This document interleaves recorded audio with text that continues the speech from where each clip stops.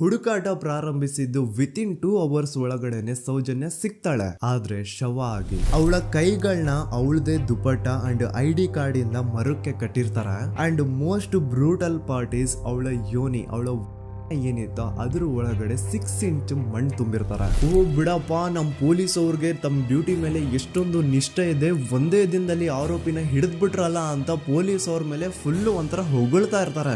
ಆದ್ರೆ ಪಾಪ ಜನರಿಗೆ ಎಲ್ಲಿ ಗೊತ್ತಿತ್ತು ಈ ಕೇಸ್ ನ ರಿಯಲ್ ಆರೋಪಿ ಬೇರೆ ಯಾರೋ ಇದಾರೆ, ಪೊಲೀಸ್ ಅವರೇ ಈ ಕೇಸ್ ನ ಮಿಸ್ಲೀಡ್ ಮಾಡೋದಕ್ಕೆ ಸುಮ್ನೆ ಸಂತೋಷ್ನ ಅರೆಸ್ಟ್ ಮಾಡಿದ್ದಾರೆ ಅಂತ. ಪೊಲೀಸ್ ಅವರು ಈ ಕೇಸ್ ಅಲ್ಲಿ ಕರಪ್ಟ್ ಆಗಿದ್ದಾರೆ, ಪೊಲೀಸ್ ಅವರೇ ಸತ್ಯ ಮುಚ್ಚಿಡ್ಲಿಕ್ಕೆ ಟ್ರೈ ಮಾಡ್ತಿದ್ದಾರೆ. ಹಾಗಾಗಿ ಈ ಕೇಸ್ ನ ಇನ್ಮುಂದೆ ಪೊಲೀಸ್ ಅವರಲ್ಲದೆ CBI ಅವರು ಇನ್ವೆಸ್ಟಿಗೇಷನ್ ಮಾಡಬೇಕು, ಈ ಕೇಸ್ ನ CBI ಒಪ್ಸಿ ಅಂತ ಅಗೇನ್ ಪ್ರೊಟೆಸ್ಟ್ ಗಳು ಸ್ಟಾರ್ಟ್ ಆಗ್ತವೆ. ಸೌಜನ್ಯ ಕೇಸ್ ಒಂದೇ ಅಲ್ಲ, ನಾರಾಯಣ ಹಾಗೂ ಯಮುನಾ ಕೇಸಲ್ಲೂ, ವೇದವಲ್ಲಿ ಕೇಸಲ್ಲೂ, ಆ ಬ್ಯಾಂಕ್ ಮ್ಯಾನೇಜರ್ ನ ಕೇಸಲ್ಲೂ ಹಾಗೂ ಪದ್ಮಲತಾ ಕೇಸಲ್ಲೂ ಸೀದಾ ಡೈರೆಕ್ಟ್ ಡೌಟ್ ಬರೋದೆ ಊರಿನ ಗೌಡ್ರ ಮೇಲೆ. ಸೌಜನ್ಯ ಕೇಸ್ ಬಿಟ್ಟು ಆ ಇನ್ನೊಂದು ಕೇಸ್ ಯಾವುದು, ಅದಕ್ಕೂ ಸಂತೋಷ್ಗೂ ಏನ್ ಸಂಬಂಧ, ಅದ್ರಲ್ಲಿ ಯಾಕೆ ಸಂತೋಷ್ನ ಪೊಲೀಸ್ ಅವರು ಫಿಟ್ ಮಾಡಿದ್ರು ಅಂತ ಪ್ರತಿಯೊಂದು ಹೇಳ್ತೀನಿ.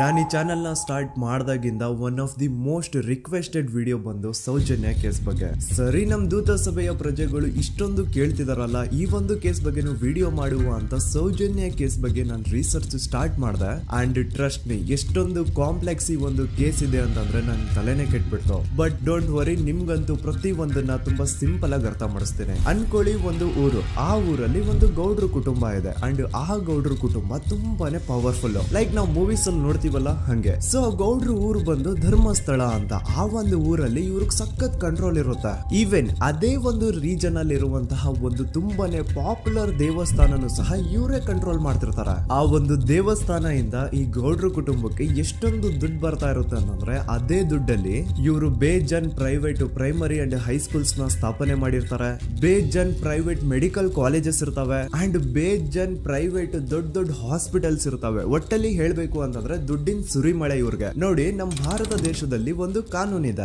ದ ರಿಲಿಜಿಯಸ್ ಎಂಡೋಮೆಂಟ್ ಆಕ್ಟ್ 1863 ಅಂತ.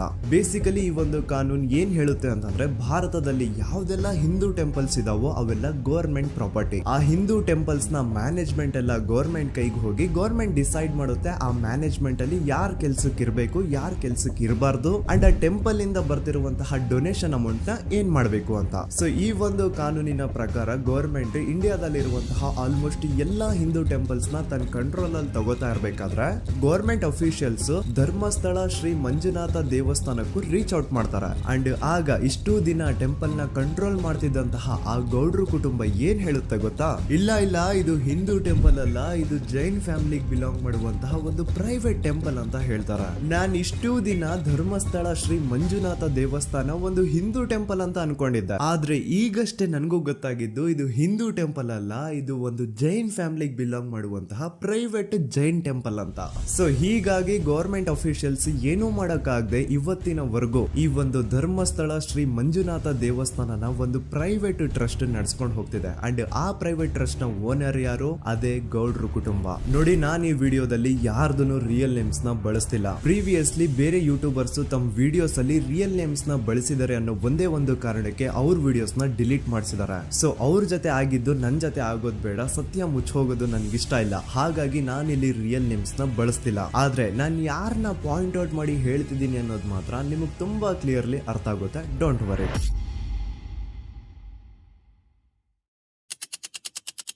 ದಿನಾಂಕ 9/10/2012. A very normal day for everyone except Soujanya. Dharmasthala ಹತ್ರ ಇರುವಂತಹ ಪಂಗಳ್ ಅನ್ನೋ ಒಂದು ಸಣ್ಣ ಹಳ್ಳಿಗೆ ಬಿಲಾಂಗ್ ಮಾಡುವಂತಹ ಸೌಜನ್ಯ ತುಂಬಾನೇ ಒಳ್ಳೆ ಹುಡುಗಿ. SDM ಕಾಲೇಜ್ ಆಫ್ ಉಜ್ರಿಯಲ್ಲಿ 2nd PUC ಓದ್ತಿದ್ದಂತಹ ಇವಳು ತುಂಬಾನೇ ಬ್ರೈಟ್ ಸ್ಟೂಡೆಂಟ್ ಕೂಡ. ಸೊ ಒಂದು ದಿನ ಅಂದ್ರೆ 9 ಅಕ್ಟೋಬರ್ 2012 ಬೆಳಿಗ್ಗೆ 7:30-8 ಗಂಟೆ ಹಾಗೆ ಆಸ್ ಯೂಶುವಲ್ ತನ್ನ ಕಾಲೇಜ್ ಹೋಗೋದಕ್ಕೆ ರೆಡಿ ಆಗ್ತಿರ್ತಾಳೆ. ಅವತ್ತು ಮಂಗಳವಾರದ ದಿನ ಅಂಡ್ ಅವತ್ತು ಲೋಕಲ್ ಫೆಸ್ಟಿವಲ್ ಬೇರೆ ಇರುತ್ತೆ, ಹೊಸ ಅಕ್ಕಿ ಅಂತ. ಈ ಒಂದು ಲೋಕಲ್ ಫೆಸ್ಟಿವಲ್ ದಿನ ಮನೆ ಒಳಗಡೆ ಏನೇ ಅಡುಗೆ ಮಾಡಿದ್ರು ಹೊಸ ಅಕ್ಕಿನೇ ಬಳಸಬೇಕು. ಸೊ ಹೊಸ ಅಕ್ಕಿ ತಂದು ಬ್ರೇಕ್ಫಾಸ್ಟ್ ನ ರೆಡಿ ಮಾಡೋಷ್ಟ್ರಲ್ಲಿ ಸೌಜನ್ಯ ಅವ್ರ ತಾಯಿ ತುಂಬಾ ಲೇಟ್ ಮಾಡ್ತಾರೆ. ಸೊ ಕಾಲೇಜ್ಗೆ ಲೇಟ್ ಆಗ್ತಿದೆ ಅಂತ ಈ ಸೌಜನ್ಯ ಟಿಫಿನ್ ಸಹ ಮಾಡದೆ ಹಾಗೆ ಹೋಗ್ತಾಳೆ. ಅವಳ ತಲೆಯಲ್ಲಿ ಏನಿತ್ತು ಅಂತಂದ್ರೆ, ಹೆಂಗೋ ಇವತ್ತು ಲೋಕಲ್ ಫೆಸ್ಟಿವಲ್ ಬೇರೆ ಇದೆ, ಹಾಗಾಗಿ ಮೇ ಬಿ ಕಾಲೇಜು ಬೇಗ ಬಿಡ್ಬೋದು, ಸೊ ಮಧ್ಯಾಹ್ನ ಡೈರೆಕ್ಟ್ ಮನೆಗೆ ಬಂದು ಊಟ ಬಿಡುವ ಅಂತ ಅವಳು ಅನ್ಕೊಂಡಿರ್ತಾಳೆ. ಆದ್ರೆ ಕಾಲೇಜ್ ಹೋಗಾದ್ಮೇಲೆ ಗೊತ್ತಾಗುತ್ತೆ ಅವತ್ತು ಅವಳಿಗೆ ಸ್ಪೆಷಲ್ ಕ್ಲಾಸಸ್ ಬೇರೆ ಇದೆ ಅಂತ.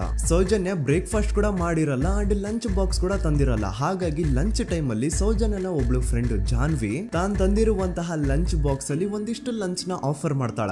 ಆದ್ರೆ ಸೌಜನ್ಯ ಪರವಾಗಿಲ್ಲ ನೀನ್ ತಿನ್ನು, ನಾನ್ ಮನೆಗೆ ಹೋಗ್ಬಿಟ್ಟು ಊಟ ಮಾಡ್ಕೊಂತೀನಿ ಅಂತ ಹೇಳ್ತಾಳ. ಸುಮಾರು ಮಧ್ಯಾಹ್ನದ 3:45ಕ್ಕೆ ಕಾಲೇಜ್ ಬಿಡುತ್ತೆ. ಸೌಜನ್ಯ ಕಾಲೇಜ್ ಇಂದ ಬಸ್ ಅಲ್ಲಿ ಬಂದು ನೇತ್ರಾವತಿ ಬಸ್ ಸ್ಟಾಪ್ ಹತ್ರ ಇಳ್ಕೋತಾಳ. ಅವಳ ಜೊತೆ ಅವಳ ಕ್ಲಾಸ್ ಮೇಟ್ಸ್ ಅಂಡ್ ಫ್ರೆಂಡ್ಸ್ ಎಲ್ಲ ಇರ್ತಾರೆ. ಸೊ ಅವ್ರಿಗೆಲ್ಲ ಬಾಯ್ ಹೇಳ್ಬಿಟ್ಟು ಸೌಜನ್ಯ ತನ್ನ ಮನೆ ಕಡೆಗೆ ಹೊರಡ್ತಾಳ. ನೇತ್ರಾವತಿ ಬಸ್ ಸ್ಟಾಪ್ ಇಂದ ಸೌಜನ್ಯ ಮನೆಗೆ 20 ಮಿನಿಟ್ಸ್ ನ ವಾಕ್ ಇರುತ್ತೆ. ಮ್ಯಾಕ್ಸ್ ಟು ಮ್ಯಾಕ್ಸ್ 30 ಮಿನಿಟ್ ಹಿಡಿಬಹುದು. ಸೊ ಸೌಜನ್ಯ ನಡ್ಕೊಂಡು ಮನೆ ಕಡೆಗೆ ಹೋಗ್ತಾ ಇರ್ತಾಳೆ. ಒಂದ್ ಸ್ವಲ್ಪ ದೂರದಲ್ಲಿ ಪ್ರಕೃತಿ ಹಾಸ್ಪಿಟಲ್ ಅಂತ ಒಂದಿರುತ್ತೆ. ಅಲ್ಲಿನ ಸೆಕ್ಯೂರಿಟಿ ಗಾರ್ಡ್ ಸೌಜನ್ಯ ನಡ್ಕೊಂಡು ಹೋಗ್ತಾ ಇರೋದನ್ನ ನೋಡ್ತಾನೆ ಕೂಡ. ನಂತರ ಸೌಜನ್ಯ ಒಂದು 10 ನಿಮಿಷ ಹಂಗೆ ಮುಂದೆ ನಡ್ಕೊಂಡು ಹೋಗಾದ್ಮೇಲೆ ಸೌಜನ್ಯಗೆ ತನ್ನ ಮಾವ ಸಿಗ್ತಾರ. ಅವರು ಸೌಜನ್ಯನ ನೋಡಿ ಮಾತಾಡಿಸ್ತಾರೆ. ಯಾಕಮ್ಮ ಕಾಲೇಜಿಂದ ಇಷ್ಟು ಲೇಟ್ ಬರ್ತಿದ್ಯಾ ಅಂತ ಕೇಳ್ತಾರೆ. ಆಗ ಸೌಜನ್ಯ ಇಲ್ಲ ಮಾವ, ಕಾಲೇಜಲ್ಲಿ ಸ್ಪೆಷಲ್ ಕ್ಲಾಸ್ ಇತ್ತು ಹಾಗಾಗಿ ಲೇಟ್ ಆಗ್ಬಿಡ್ತು ಅಂತ ಹೇಳಿ ಒಂದೆರಡು ಮಾತಾಡಿಸಿ ನಂತರ ತನ್ನ ಮನೆ ಕಡೆ ತಾನು ಹೊರಡ್ತಾಳ. ಈಗ ಆ ಒಂದು ಪಾಯಿಂಟ್ ಇಂದ ಸೌಜನ್ಯಗೆ ತನ್ನ ಮನೆ ಹೋಗ್ಲಿಕ್ಕೆ 10 ನಿಮಿಷ ಬೇಕು. ಮ್ಯಾಕ್ಸ್ ಟು ಮ್ಯಾಕ್ಸ್ 20 ಮಿನಿಟ್ ಅನ್ಕೊಳ್ಳಿ. 3:45ಕ್ಕೆ ಕಾಲೇಜ್ ಬಿಟ್ರೆ ಅರೌಂಡ್ 4:30ಗೆ ಮನೇಲಿ ಇರ್ಬೇಕಾಗಿದ್ದು ಹುಡುಗಿ 6:30-7 ಗಂಟೆ ಆಗಿದ್ರು ಮನೆಗೆ ಸೇರಿರಲ್ಲ. ಸೊ ಮನೇಲಿ ಸೌಜನ್ಯ ಅವ್ರ ತಾಯಿಗೆ ಟೆನ್ಷನ್ ಸ್ಟಾರ್ಟ್ ಆಗುತ್ತೆ. ಏನಪ್ಪ ಈ ಹುಡುಗಿ ಎಷ್ಟೊತ್ತಾದ್ರೂ ಇನ್ನು ಮನೆಗ್ ಬಂದಿಲ್ವಲ್ಲ ಅಂತ. ಸೊ ಅವ್ರೇನ್ ಮಾಡ್ತಾರೆ, ಸೌಜನ್ಯ ಅವ್ರ ತಂದೆ ಕಾಲ್ ಮಾಡ್ಬಿಟ್ಟು ಹಿಂಗೆ 3:30-4 ಗಂಟೆಗೆ ಕಾಲೇಜಿಂದ ಮನೆಗ್ ಬರ್ತಿದ್ದಿದ್ ನಮ್ ಹುಡುಗಿ ಇವತ್ತು 7 ಗಂಟೆ ಆದ್ರೂ ಇನ್ನು ಮನೆಗ್ ಬಂದಿಲ್ಲ, ನೀವು ಸ್ವಲ್ಪ ಬೇಗ ಮನೆಗ್ ಬಂದು ವಿಚಾರಿಸಿ ಅಂತ ಗಾಬ್ರಿಲಿ ಹೇಳ್ತಾರೆ. ಸರಿ ಅಂತ ಸೌಜನ್ಯ ಅವ್ರ ತಂದೆ ಮನೆಗ್ ಬಂದ್ಬಿಟ್ಟು ಸೌಜನ್ಯನ ಫ್ರೆಂಡ್ಸ್ ಕ್ಲಾಸ್ ಮೇಟ್ಸ್ ಯಾರ್ದೆಲ್ಲ ಅವ್ರ ಹತ್ರ ನಂಬರ್ ಇರುತ್ತೋ ಅವ್ರಿಗೆಲ್ಲ ಕಾಲ್ ಮಾಡ್ಬಿಟ್ಟು ಸೌಜನ್ಯ ಬಗ್ಗೆ ಕೇಳ್ತಾರ. ನಮ್ ಹುಡುಗಿ ಏನಾದ್ರೂ ನಿಮ್ ಮನೆಗ್ ಬಂದಿದ್ದಾಳ ಅಮ್ಮ ಅಂತ. ಆದ್ರೆ ಸೌಜನ್ಯನ ಫ್ರೆಂಡ್ಸ್ ಅಂಡ್ ಕ್ಲಾಸ್ ಮೇಟ್ಸ್ ಎಲ್ಲ ಇಲ್ಲ ಅಂಕಲ್ ನಮ್ಮ ಮನೆಗಂತೂ ಸೌಜನ್ಯ ಏನು ಬಂದಿಲ್ಲ, ಅವಳು ಬಸ್ ಸ್ಟಾಪ್ ಇಂದ ಸೀದಾ ನಿಮ್ ಮನೆ ಕಡೆಗೇನೆ ಹೊರಟ್ಲಲ್ವಾ, ಯಾಕೆ ಇನ್ನೂ ಬಂದಿಲ್ವಾ ಅಂತ ಕೇಳ್ತಾರ. ಆಗ ಸೌಜನ್ಯ ಅವ್ರ ತಂದೆ ಇಲ್ಲಮ್ಮ ಬಂದಿಲ್ಲ ಹಾಗಾಗಿನೇ ಕಾಲ್ ಮಾಡಿರೋದು ಅಂತ ಹೇಳಿ ಕಾಲ್ ಕಟ್ ಮಾಡ್ತಾರ. ದೆನ್ ಸೌಜನ್ಯ ಅವ್ರ ತಂದೆ ಸೌಜನ್ಯ ಅವ್ರ ಮಾವ ಕಾಲ್ ಮಾಡ್ತಾರ. ಅಳಿಯ ಎಲ್ಲಿದ್ಯಾ, ನನ್ ಮಗಳು ಇನ್ನು ಮನೆಗ್ ಬಂದಿಲ್ಲ, ನೀನೇನಾದ್ರೂ ಅವಳನ್ನ ನೋಡ್ದ ಅಂತ ಕೇಳ್ತಾರ. ಆ ಕಡೆಯಿಂದ ಅವರು ಸೌಜನ್ಯನ ಮಾವ ಹೇಳ್ತಾರೆ, ನಾನ್ ನೋಡ್ದೆ 4:15 ಹಾಗೆ ಆ ಹುಡುಗಿ ಕಾಲೇಜಿಂದ ಬರ್ಬೇಕಾದ್ರೆ ನನಗ್ ಕಾಣಿಸಿದ್ಲು, ನಾನ್ ಸ್ವಲ್ಪ ಮಾತಾಡ್ದೆ ಅವಳ ಹತ್ರ, ಅದಾದ್ಮೇಲೆ ಅವಳು ಮನೆ ಕಡೆ ಹೋದ್ಲಲ್ಲ, ಯಾಕೆ ಇನ್ನೂ ಬಂದಿಲ್ವಾ ಅಂತ ಅವರೇ ಉಲ್ಟಾ ಕ್ವಶನ್ ಕೇಳ್ತಾರ. ಈ ಕಡೆ ಸೌಜನ್ಯ ಅವ್ರ ತಂದೆ ಇಲ್ಲ 7 ಗಂಟೆ ಆದ್ರೂ ಮಗು ಇನ್ನು ಮನೆಗ್ ಬಂದಿಲ್ಲ, ನಮ್ಗೆ ಯಾಕೋ ತುಂಬಾ ಗಾಬರಿ ಆಗ್ತಿದೆ, ನೀನೊಂದ್ ಕೆಲ್ಸ ಮಾಡು ನಮ್ಮವ್ರನ್ನೆಲ್ಲ ಸೇರ್ಸು ಎಲ್ರೂ ಸೇರಿ ಹುಡುಕುವ ಅವಳನ್ನ ಅಂತ ಸುಮಾರು ರಾತ್ರಿ 7 ಗಂಟೆಯಿಂದ ಹಿಡಿದು 11 ಗಂಟೆವರೆಗೂ ಸೌಜನ್ಯನ ಮನೆಯವರು ಅಂಡ್ ಊರಿನ ಜನ 200-300 ಜನ ಸೇರ್ಕೊಂಡು ಸೌಜನ್ಯನ ಹುಡುಕ್ತಾರೆ. ಆದ್ರೆ ಸೌಜನ್ಯನ ಒಂದು ಸುಳಿವು ಸಿಗಲ್ಲ. ಸೊ ಕೊನೆಗೆ ಸಹಾಯ ಕೇಳ್ತಾ ರಾತ್ರಿ 11 ಗಂಟೆ ಹಾಗೆ ಸೌಜನ್ಯನ ತಂದೆ ತಾಯಿ ಅಂಡ್ ಊರಿನ ಜನ ಎಲ್ಲ ಬೆಳ್ತಂಗಡಿ ಪೊಲೀಸ್ ಸ್ಟೇಷನ್ ಹತ್ರ ಹೋಗ್ತಾರ. ಅಲ್ಲಿ ಪೊಲೀಸ್ ಅವ್ರ ಹತ್ರ ಕಾಲೇಜ್ ಹೋಗಿದ್ ನಮ್ ಹುಡುಗಿ ಇಷ್ಟೊತ್ತಾದ್ರೂ ಇನ್ನು ಮನೆಗ್ ಬಂದಿಲ್ಲ, ಎಷ್ಟು ಹುಡುಕಿದ್ರು ಸಿಗ್ತಾ ಇಲ್ಲ, ಸೊ ಪ್ಲೀಸ್ ಒಂದು ಮಿಸ್ಸಿಂಗ್ ರಿಪೋರ್ಟ್ ನ ಫೈಲ್ ಮಾಡಿ ನಮ್ ಹುಡುಗಿನ ಹುಡುಕೊಡಿ ಅಂತ ಕೇಳ್ಕೊತಾರ. ಆದ್ರೆ ಪೊಲೀಸ್ ಅವರು ಒಪ್ಪಲ್ಲ. ಇಲ್ಲ ಯಾವುದೇ ಪರ್ಸನ್ ಮಿಸ್ಸಿಂಗ್ ಆದ್ರೆ ಆಫ್ಟರ್ 24 ಅವರ್ಸ್ ಆದ್ಮೇಲೆನೆ ರಿಪೋರ್ಟ್ ಫೈಲ್ ಮಾಡಕ್ಕಾಗೋದು. ಸೊ ನೀವ್ ಒಂದ್ ಕೆಲ್ಸ ಮಾಡಿ, ಈಗ ಮನೆಗ್ ಹೋಗಿ ನಾಳೆ ಬೆಳಿಗ್ಗೆವರೆಗೂ ನೋಡಿ, ನಾಳೆ ಬೆಳಿಗ್ಗೆವರೆಗೂ ನಿಮ್ ಮಗಳು ನಿಮ್ ಮನೆಗ್ ಬಂದಿಲ್ಲ ಅಂತಂದ್ರೆ ಆಗ ಬಂದ್ಬಿಟ್ಟು ಮಿಸ್ಸಿಂಗ್ ರಿಪೋರ್ಟ್ ನ ಫೈಲ್ ಮಾಡಿಸಿ ಅಂತ ಹೇಳಿ ಕಳಿಸ್ತಾರ. ಆಗ ಆಲ್ಮೋಸ್ಟ್ ಮಿಡ್ ನೈಟ್ ಆಗಿರೋದ್ರಿಂದ ಅಂಡ್ ಮಳೆ ಬೇರೆ ತುಂಬಾ ಜೋರಾಗಿ ಬರ್ತಾ ಇರುತ್ತೆ. ಸೊ ಈ ಸಿಚುವೇಶನ್ ಅಲ್ಲಿ ಸೌಜನ್ಯನ ಹುಡುಕ್ಲಿಕ್ಕೆ ಆಗಲ್ಲ. ನಾಳೆ ಬೆಳಿಗ್ಗೆ ಸೇರ್ಕೊಂಡು ಅಗೇನ್ ಎಲ್ರು ಸೌಜನ್ಯನ ಹುಡುಕುವ ಅಂತ ಸೌಜನ್ಯನ ಮನೆಯವರು ಅಂಡ್ ಊರಿನ ಜನ ಎಲ್ರು ತಮ್ಮ ಮನೆಗೆ ಹೋಗ್ಬಿಡ್ತಾರ. ನೆಕ್ಸ್ಟ್ ದಿನ ಅಂದ್ರೆ 10 ಅಕ್ಟೋಬರ್ 2012 ಬುಧವಾರದ ದಿನ ಬೆಳಿಗ್ಗೆ 10 ಗಂಟೆ ಹಾಗೆ ಸೌಜನ್ಯನ ಮನೆಯವರು ಅಂಡ್ ಊರಿನ 200-300 ಜನ ಸೇರ್ಕೊಂಡು ಅಗೇನ್ ಸೌಜನ್ಯಗೋಸ್ಕರ ಹುಡುಕಾಟ ಸ್ಟಾರ್ಟ್ ಮಾಡ್ತಾರ. ಹುಡುಕಾಟ ಪ್ರಾರಂಭಿಸಿದ್ದು ವಿತಿನ್ 2 ಅವರ್ಸ್ ಒಳಗಡೆನೆ ಸೌಜನ್ಯ ಸಿಗ್ತಾಳೆ. ಆದ್ರೆ ಶವ ಆಗಿ ಆ 200-300 ಊರಿನ ಜನ ಎಲ್ಲ ಸೇರ್ಕೊಂಡು ಏನ್ ಸೌಜನ್ಯನ ಹುಡುಕ್ತಾ ಇದ್ರು ಅದರಲ್ಲಿ ಯಾರೋ ಒಬ್ರಿಗೆ ಸೌಜನ್ಯನ ಮನೆಯಿಂದ ಕೇವಲ 10 ನಿಮಿಷ ದೂರದಲ್ಲಿರುವಂತಹ ಒಂದು ಹಳ್ಳನ ದಡದಲ್ಲಿ ಸೌಜನ್ಯನ ಮೃತದೇಹ ಸಿಗುತ್ತಾ. ಈಗ ಸತ್ತಿರುವಂತಹ ಸೌಜನ್ಯನ ಡೆಡ್ ಬಾಡಿ ಯಾವ ಒಂದು ಕಂಡೀಷನ್ ಅಲ್ಲಿ ಇತ್ತು ಅಂತ ಹೇಳ್ತೀನಿ, ಸ್ವಲ್ಪ ಗಮನ ಇಟ್ಟು ಕೇಳಿಸ್ಕೊಳ್ಳಿ. ಅವಳ ಕೈಗಳನ್ನ ಅವಳದೇ ದುಪಟ್ಟ ಅಂಡ್ ID ಕಾರ್ಡ್ ಇಂದ ಮರಕ್ಕೆ ಕಟ್ಟಿರ್ತಾರ. ಅವಳ ಬಾಡಿ ಎಲ್ಲ ನೇಕೆಡ್ ಇರುತ್ತೆ, ಮೈ ಮೇಲೆ ಸರಿಯಾದ ಬಟ್ಟೆ ಇರಲ್ಲ, ಮೈ ಮೇಲೆ ಮಲ್ಟಿಪಲ್ ಕಟ್ ಮಾರ್ಕ್ಸ್ ಇರುತ್ತೆ, ತುಂಬಾ ಜೋರಾಗಿ ಹೊಡೆದಿರುವಂತಹ ಗಾಯಗಳು ಮೈ ಮೇಲೆ ಎದ್ದು ಕಾಣಿಸ್ತಿರ್ತವೆ. ಅವಳ ರಿಪ್ಸ್ ಎದೆ ಭಾಗದ ಮೂಳೆಗಳೆಲ್ಲ ಮುರಿದು ಹೋಗ್ಬಿಟ್ಟಿರ್ತವೆ. And most brutal part is ಅವಳ ಯೋನಿ, ಅವಳ ಏನಿತ್ತು ಅದ್ರ ಒಳಗಡೆ 6 ಇಂಚ್ ಮಣ್ಣು ತುಂಬಿರ್ತಾರೆ. ಆ ಬಾಡಿ ಕಂಡೀಷನ್ ನ ನೋಡಿದಾದ್ಮೇಲೆ ಒಂದಂತೂ ತುಂಬಾ ಕ್ಲಿಯರ್ ಆಗಿ ಅರ್ಥ ಆಗುತ್ತೆ, ಅವಳನ್ನ ಯಾರೋ ತುಂಬಾ ಫೋರ್ಸ್ಫುಲಿ ಮಾಡಿ ನಂತರ ನಿರ್ದಯವಾಗಿ ಸಾಯಿಸಿದ್ದಾರೆ ಅಂತ. ಇಲ್ಲಿ ಕ್ರಿಮಿನಲ್ಸ್ ನ ಬುದ್ಧಿವಂತಿಕೆ ನೋಡಿ ಪೊಲೀಸ್ ಅವ್ರಿಗೆ ಏನೂ ಸುಳಿವು ಸಿಗ್ಬಾರ್ದು ಅಂತ ಅವಳ ಯೋನಿ ಒಳಗಡೆ 6 ಇಂಚ್ ಅಷ್ಟು ಮಣ್ಣು ತುಂಬ ಹೋಗಿರ್ತಾರೆ. ಸೊ ದೆನ್ ಪೊಲೀಸ್ ಅವ್ರಿಗೆ ವಿಷಯ ಗೊತ್ತಾಗುತ್ತೆ. ಅವರು ಸ್ಪಾಟ್ ಗೆ ಬಂದು ಸೌಜನ್ಯನ ಬಾಡಿನ ರಿಕವರ್ ಮಾಡಿ ಆ ಒಂದು ಸ್ಪಾಟ್ ನ ಕಂಪ್ಲೀಟ್ ಸೀಸ್ ಮಾಡ್ತಾರೆ. ಒಬ್ಳು ಸಾಮಾನ್ಯ ಮಿಡಲ್ ಕ್ಲಾಸ್ ಹುಡುಗಿ, ಒಬ್ಳು ವೆರಿ ಬ್ರೈಟ್ ಸ್ಟೂಡೆಂಟ್ ನ ಈ ಮಟ್ಟಿಗೆ ಇಷ್ಟು ನಿರ್ದಯವಾಗಿ ಸಾಯಿಸಿರೋದು ಯಾರು? ಇನ್ ಕೇಸ್ ಏನಾದ್ರೂ ಈ ಕ್ರೈಮ್ ಮಾಡಿದವನು ಸಿಕ್ಕಿ ಬಿದ್ರೆ ಅವನ್ನ ಸುಮ್ನೆ ಬಿಡಬಾರ್ದು ಅಂತ ಜನ ಆಕ್ರೋಶ ವ್ಯಕ್ತಪಡಿಸ್ತಾರೆ. ಅಂಡ್ ಗೆಸ್ ವಾಟ್, ನಮ್ ಪೊಲೀಸ್ ಅವರು ಇಷ್ಟೊಂದು ಫಾಸ್ಟ್ ಆಗಿ ಇನ್ವೆಸ್ಟಿಗೇಷನ್ ಕಂಪ್ಲೀಟ್ ಮಾಡ್ತಾರೆ ಅಂತ ನಾನಂತೂ ಎಕ್ಸ್ಪೆಕ್ಟ್ ಮಾಡಿರ್ಲಿಲ್ಲ. ಅಂಡ್ ಈವನ್ ಈ ಒಂದು ವಿಷಯದಿಂದ ಊರಿನ ಜನನು ಶಾಕ್ ಆಗ್ತಾರೆ. ಸೌಜನ್ಯ ಬಾಡಿ ಸಿಕ್ಕಿದ್ದ ನೆಕ್ಸ್ಟ್ ದಿನ ಅಂದ್ರೆ 11 ಅಕ್ಟೋಬರ್ 2012 ಸಂಜೆ 5 ಗಂಟೆ ಹಾಗೆ ಯಾರು ಸೌಜನ್ಯನ ಪಂಡು ಮರ್ಡರ್ ಮಾಡಿದ್ನೋ ಆ ಕ್ರಿಮಿನಲ್ ಕೂಡ ಸಿಕ್ಕಿ ಬೀಳ್ತಾನೆ. ಈಗ ನೀವು ಥಿಂಕ್ ಮಾಡ್ಬೋದು, ಸೌಜನ್ಯನ ಯಾರು ಮರ್ಡರ್ ಮಾಡಿದ್ರು ಅಂಡ್ ಯಾರ ಕ್ರೈಮ್ ನ ಮಾಡಿದ್ರು ಅವನು ನೆಕ್ಸ್ಟ್ ದಿನಾನೇ ಸಿಕ್ಕಿ ಬಿದ್ದ. ಹಾಗಿದ್ರೆ ಈ ಕೇಸ್ ಯಾವಾಗ್ಲೂ ಕ್ಲೋಸ್ ಆಗ್ಬಿಡ್ಬೇಕಿತ್ತು. ಆದ್ರೂ ಸ್ಟಿಲ್ ಇವತ್ತಿನ ದಿನವರೆಗೂ ಯಾಕೆ ಈ ಕೇಸ್ ಪದೇ ಪದೇ ನ್ಯೂಸ್ ಅಲ್ಲಿ ಬರುತ್ತೆ ಅಂದ್ರೆ, ನಮ್ ದೂತ ಸಭೆಯ ಪ್ರಜೆಗಳೇ ರೆಡಿ ಆಗಿ, ಆರೋಪಿ ಸಿಕ್ಕಾದ್ಮೇಲೆ ಈ ಕೇಸು ಕ್ಲೋಸ್ ಆಗಿಲ್ಲ. ಆಕ್ಚುಲಿ ಈ ಕೇಸು ಓಪನ್ ಆಗಿದ್ದೆ ಈಗ. ನೋಡಿ, ಸೌಜನ್ಯನ ಬಾಡಿ ಸಿಕ್ಕಿದ್ದು ನೆಕ್ಸ್ಟ್ ದಿನ ಅಂದ್ರೆ 11 ಅಕ್ಟೋಬರ್ 2012. PSI ಯೋಗೇಶ್ ಅವರು ಯಾರನ್ನ ಈ ಕೇಸಲ್ಲಿ ಅರೆಸ್ಟ್ ಮಾಡಿದ್ರು ಅಂದ್ರೆ ಆತನ ಹೆಸರು ಬಂದು ಸಂತೋಷ್ ರಾವ್. 28-29 ವಯಸ್ಸಿರುವಂತಹ Santosh Rao first of all ಧರ್ಮಸ್ಥಳದವನು ಅಲ್ವೇ ಅಲ್ಲ, ಅವನು ಶೃಂಗೇರಿ ಅವನು. ಸಂತೋಷ್ ರಾವ್ ನ ತಂದೆ ಸ್ಕೂಲ್ ಟೀಚರ್ ಅಂಡ್ ತಾಯಿ ಹೌಸ್ ವೈಫ್. ಸಂತೋಷ್ ಮೊದ್ಲಿಂದನೂ ಒಂದ್ ಸ್ವಲ್ಪ ಮೆಂಟಲಿ ಇಲ್ಲಿರೋದ್ರಿಂದ ಅವನಿಗೆ ವಿದ್ಯೆ ಬರಹ ಅನ್ನೋದು ತಲೆಗೆ ಹೋಗಿರಲ್ಲ. ಹಾಗಾಗಿ ಅವನು ಶೃಂಗೇರಿಯಲ್ಲಿ ಒಂದು ಹೋಟೆಲ್ ಅಲ್ಲಿ ಕೆಲಸ ಮಾಡ್ತಿರ್ತಾನೆ. ಮೆಂಟಲಿ ಅನ್ಸ್ಟೇಬಲ್ ಇದ್ರೂ ಸಹ ಈತನಿಗೆ ದೇವ್ರ ಮೇಲೆ ಬಹಳ ನಂಬಿಕೆ ಇರುತ್ತೆ. ಹಾಗಾಗಿ ತಿಂಗಳಿಗೆ ಒಮ್ಮೆ ಆದ್ರೂ, ಅಟ್ಲೀಸ್ಟ್ 2 ತಿಂಗಳಿಗೆ ಒಮ್ಮೆ ಆದ್ರೂ ಈತ ಯಾವ್ದಾದ್ರು ಒಂದು ಪುಣ್ಯಕ್ಷೇತ್ರಕ್ಕೆ ವಿಸಿಟ್ ಮಾಡಿ ಬರ್ತಿರ್ತಾನೆ. ಹಾಗೇನೆ ಈ ಸತಿನೂ ಸಹ ಈತ ಧರ್ಮಸ್ಥಳಕ್ಕೆ ಬಂದಿರ್ತಾನೆ. ಇವನು ಧರ್ಮಸ್ಥಳಕ್ಕೆ ಬಂದಿದ್ದು ದಿನಾಂಕ 9 ಅಕ್ಟೋಬರ್ 2012. ಈ ದಿನಾಂಕನ ಸ್ವಲ್ಪ ನೋಟ್ ಮಾಡಿ ಇಟ್ಕೊಳ್ಳಿ, ಯಾಕಂತಂದ್ರೆ ಮುಂದೆ ಈ ಕೇಸಲ್ಲಿ ಇದೇ ಮೇಜರ್ ಟರ್ನಿಂಗ್ ಪಾಯಿಂಟ್. ಸೊ ಸೌಜನ್ಯನ ಡೆತ್ ಆಗಿಂತ ಒಂದು ದಿನ ಹಿಂದೆ ಧರ್ಮಸ್ಥಳಕ್ಕೆ ಬಂದಿರುವಂತಹ ಸಂತೋಷ್ ರಾವ್ಗೆ ಎಲ್ಲನೂ ಉಳ್ಕೊಳ್ಳಿಕ್ಕೆ ಹೋಟೆಲ್ ಅಲ್ಲಿ ಅಥವಾ ಲಾಡ್ಜ್ ಅಲ್ಲಿ ರೂಮ್ ಸಿಗಲ್ಲ.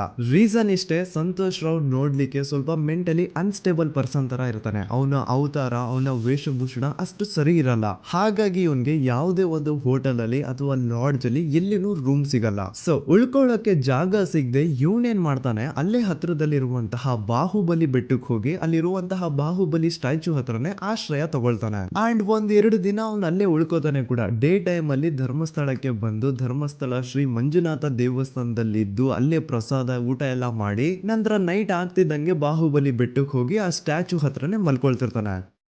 ಸೊ ಒಂದು ದಿನ ಅಂದ್ರೆ 11 ಅಕ್ಟೋಬರ್ 2012 ಸಂಜೆ 5 ಗಂಟೆ ಹಾಗೆ ಈ ಸಂತೋಷ್ ರಾವ್ ತನ್ನ ಪಾಡಿಗೆ ತಾನು ಆ ಬೆಟ್ಟದ ಮೇಲೆ ಕೂತ್ಕೊಂಡು ಸೀನರೀಸ್ ನ ಎಂಜಾಯ್ ಮಾಡ್ತಾ ಇರಬೇಕಾದ್ರೆ ಯಾರೋ ಅದೇ ಊರಿನ 5 ಜನ ಕಿಡಿಗೇಡಿಗಳು ಬಂದು ಇವನ ಹತ್ರ ಜಗಳ ತೆಗಿತಾರ.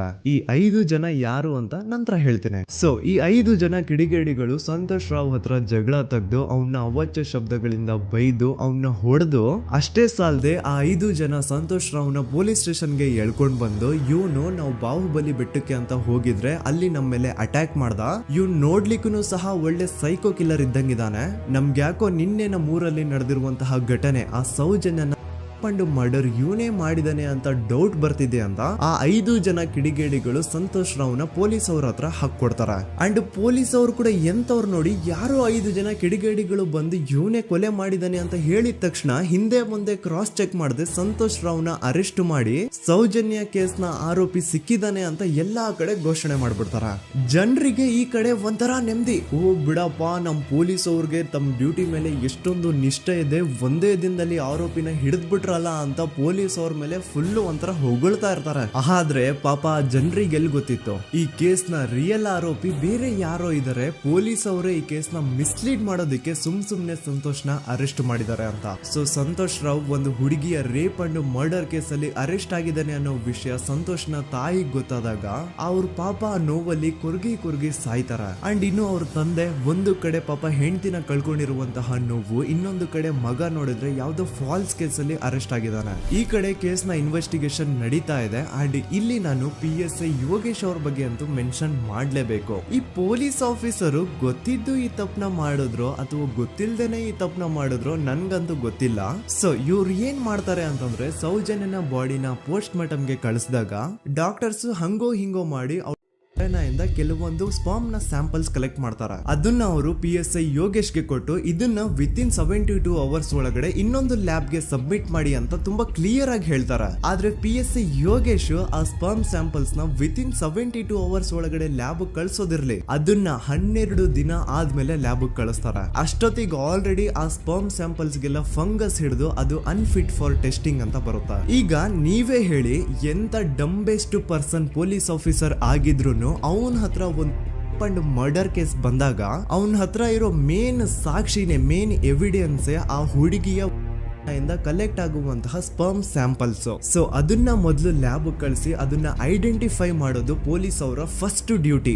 ಆದ್ರೆ ಇಲ್ಲಿ PSI ಯೋಗೇಶ್ ಅವರು ಇದನ್ನೇ ಮರ್ತು ಹೋದ್ರು ಅಂತ ನೋಡಿ. ಯಾವುದೇ ಒಂದು ಕೇಸ್ ಅಲ್ಲಿ ಪೊಲೀಸ್ ಅವರು ಆದಷ್ಟು ಎವಿಡೆನ್ಸ್ ನ ಕಲೆಕ್ಟ್ ಮಾಡೋದಕ್ಕೆ ಟ್ರೈ ಮಾಡ್ತಾರೆ. ಆದ್ರೆ ಈ ಒಂದು ಕೇಸ್ ಅಲ್ಲಿ ಮಾತ್ರ ಪೊಲೀಸ್ ಅವರು ಎವಿಡೆನ್ಸ್ ನ ಕಲೆಕ್ಟ್ ಮಾಡೋ ಬದಲಾಗಿ ಎವಿಡೆನ್ಸ್ ನ ಡಿಸ್ಟ್ರಾಯ್ ಮಾಡೋದ್ರಲ್ಲಿ ಮುಂದೆ ಇದ್ರು. ಅಷ್ಟೇ ಅಲ್ಲದೆ ಈ ಪೊಲೀಸ್ ಆಫೀಸರ್ ಸೇರ್ಕೊಂಡು ಸಂತೋಷ್ ರಾವ್ಗೆ ಸೆಲ್ ಅಲ್ಲಿ ಎಂತ ಟಾರ್ಚರ್, ಎಂತ ಹಿಂಸೆ ಕೊಡ್ತಾರೆ ಅಂದ್ರೆ ನೆನ್ಸ್ಕೊಂಡ್ರೆ ಮೈ ಜುಮ್ ಅನ್ನುತ್ತ. ಹೊಡಿಯೋದು, ಕೆಟ್ಟದಾಗ ಬೈಯೋದು ಇದೆಲ್ಲ common. Most brutal parties Santosh ರಾವ್ನ ಪ್ಯಾಂಟ್ ಬಿಚ್ಚಿ ಅವನ ಪ್ರೈವೇಟ್ ಪಾರ್ಟ್ ಮೇಲೆ ಬಿಸಿ ಬಿಸಿ ಕುದೀತಾ ಇರುವಂತಹ ನೀರ್ ಚಲ್ತಾರ. ಈ ಕ್ರೈಮ್ ನೀನೇ ಮಾಡಿದ್ಯಾ ಅಂತ ಒಪ್ಕೋ, ಇಲ್ಲ ಅಂತಂದ್ರೆ ನಿನ್ನ ಸೆಲ್ ಒಳಗಡೆನೆ ಸಾಯಿಸ್ಬಿಡ್ತೀವಿ, ನಿನ್ನ ತಂದೆ ತಾಯಿ ಎಲ್ರು ಸಾಯಿಸ್ಬಿಡ್ತೀವಿ ಅಂತ ಬ್ಲಾಕ್ ಮೇಲ್ ಮಾಡ್ತಾರ. ನೋಡಿ, ಸಂತೋಷ್ ರಾವ್ ಜಾಗದಲ್ಲಿ ನನ್ನಂತ ನಿಮ್ಮಂತ ನಾರ್ಮಲ್ ಪರ್ಸನ್ ಯಾರಾದ್ರೂ ಇದ್ದಿದ್ರೆ ಪೊಲೀಸ್ ಅವರು ಕೊಡ್ತಿರುವಂತಹ ಹಿಂಸೆನ ತಡ್ಕೊಳಕ್ಕಾಗದೆ ಆ ಕ್ರೈಮ್ ಮಾಡಿಲ್ಲ ಅಂದ್ರೂ ಮಾಡಿದೀನಿ ಅಂತ ಒಪ್ಕೊಬಿಡ್ತಾ ಇದ್ವಿ. ಆದ್ರೆ ಸಂತೋಷ್ ರಾವ್ ಮೆಂಟಲಿ ಇಲ್ಲಿರೋದೇ ಅವನ್ಗೆ ಅಡ್ವಾಂಟೇಜ್ ಆಗೋಯ್ತು. ಪೊಲೀಸ್ಗಳು ಸಂತೋಷ್ ರಾವ್ಗೆ ಎಷ್ಟೇ ಹೊಡೆದ್ರು, ಎಷ್ಟೇ ಬೈದ್ರು, ಎಷ್ಟೇ ಬ್ಲಾಕ್ ಮೇಲ್ ಮಾಡಿದ್ರು ಸಂತೋಷ್ ರಾವ್ ಬಾಯಲ್ಲಿ ನಾನ್ ಈ ಕ್ರೈಮ್ ನ ಮಾಡಿಲ್ಲ ಅಂತಾನೆ ಬರುತ್ತೆ ಹೊರತು ಆ ಕ್ರೈಮ್ ನ ಅವನು ಒಪ್ಕೊಳ್ಳೋದೇ ಇಲ್ಲ. ದೆನ್ ಕೋರ್ಟ್ ಟ್ರಯಲ್ಸ್ ಸ್ಟಾರ್ಟ್ ಆಗುತ್ತೆ. ಈ ಕ್ರೈಮ್ ನ ಸಂತೋಷೇ ಮಾಡಿದಾನೆ ಅಂತ ಸೌಜನ್ಯ ಕಡೆಯ ಲಾಯರ್ ವಾದ ಮಾಡ್ತಾನೆ. ಅದಕ್ಕೆ ಆಪೋಸಿಟ್ ಆಗಿ ಸಂತೋಷ್ ರಾವ್ ಕಡೆಯಿಂದ ಒಬ್ರು ಲಾಯರ್ ಇಲ್ಲ, ಸಂತೋಷ್ ರಾವ್ ಈ ಕ್ರೈಮ್ ನ ಮಾಡ್ಲಿಕ್ಕೆ ಸಾಧ್ಯನೇ ಇಲ್ಲ ಅಂತ ವಾದ ಮಾಡ್ತಿರ್ತಾರೆ. ಅಂಡ್ ಕೋರ್ಟ್ ಇಂದ ಆಚೆಗಡೆ ಸಂತೋಷ್ ರಾವ್ ನ ಅಗೇನ್ಸ್ಟ್ ಸ್ಟೂಡೆಂಟ್ಸ್ ಪ್ರೊಟೆಸ್ಟ್ ನಡೆಯುತ್ತೆ, ಪಬ್ಲಿಕ್ ಪ್ರೊಟೆಸ್ಟ್ ನಡೆಯುತ್ತೆ. ಅರೆಸ್ಟ್ ಆಗಿರುವಂತಹ ಸಂತೋಷ್ ರಾವ್ಗೆ ಗಲ್ಲಿಗೇರಿಸ್ರಿ ಅಂತ ಅವ್ರು ಡಿಮ್ಯಾಂಡ್ ಮಾಡ್ತಿರ್ತಾರೆ. ಸೊ ಹೀಗೆ ಒಂದು 2-3 ವರ್ಷ ಕಳೆದು ಹೋಗುತ್ತೆ. ನಂತರ ಒಂದು ಕೋರ್ಟ್ ಟ್ರಯಲ್ ಅಲ್ಲಿ ಸಂತೋಷ್ ರಾವ್ ಪರವಾಗಿ ಹೋರಾಡ್ತಿದ್ದಂತಹ ಲಾಯರ್ ಯಾಕೆ ಈ ಕೇಸ್ ಅಲ್ಲಿ ಸಂತೋಷ್ ಆರೋಪಿ ಅಲ್ಲ ಅಂತ ಪ್ರೂವ್ ಮಾಡ್ಲಿಕ್ಕೆ ಕೆಲವೊಂದು ಪಾಯಿಂಟ್ಸ್ ನ ಮುಂದೆ ಇಡ್ತಾರೆ. ಅದೇನಂತಂದ್ರೆ ಮೊದಲನೇದಾಗಿ ಸಂತೋಷ್ ರಾವ್ ಈ ಕ್ರೈಮ್ ನ ಮಾಡಿದಾನೆ ಅಂತ ಒಂದು ಐ ವಿಟ್ನೆಸ್ ಇರಲ್ಲ. ಇನ್ನೊಂದೇನು ಅಂತಂದ್ರೆ ಯಾವೊಂದು ಕಂಡೀಷನ್ ಅಲ್ಲಿ, ಯಾವೊಂದು ಬ್ರೂಟಲ್ ಕಂಡೀಷನ್ ಅಲ್ಲಿ ಸೌಜನ್ಯನ ಬಾಡಿ ಸಿಕ್ಕಿತ್ತೋ ಅದನ್ನ ಗಮನದಲ್ಲಿ ಇಟ್ಕೊಂಡು ಸ್ವಲ್ಪ ಪ್ರಾಕ್ಟಿಕಲ್ ಆಗಿ ಥಿಂಕ್ ಮಾಡಿದ್ರೆ